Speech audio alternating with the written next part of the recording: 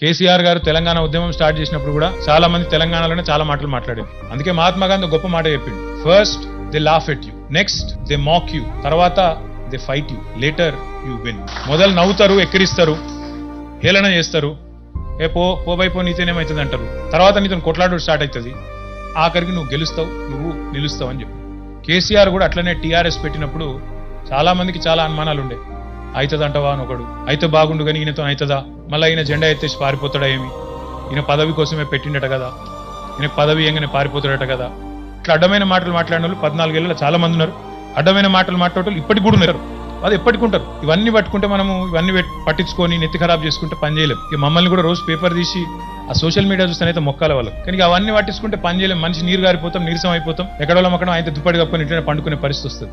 నలుగురు రాళ్ళేస్తారు, నలుగురు తిట్లు తిడతారు, నలుగురు మాటలు అంటారు. వాటికి నీరసపడద్దు, వాటికి నిరుత్సాహపడద్దు. దానికి గొప్ప ఉదాహరణనే మన ముందున్న కేసీఆర్ గారు. ఆయన నీరసపడితే ఇప్పుడు తెలంగాణనే వచ్చేది కాదు, మళ్ళీ ఇంకా కూడా మనం ఉమ్మడి ఆంధ్రప్రదేశ్లోనే ఉండేది, మన పరిస్థితి వేరేగా ఉండేది. అందుకే ఆయన స్వయంగా ఒక పాట రాసిండు, మీకు సిపాయిల తిరుగుబాటు విఫలం అయ్యిందని అనుకొని నీరసపడితే వచ్చేదా దేశానికి స్వాతంత్రం.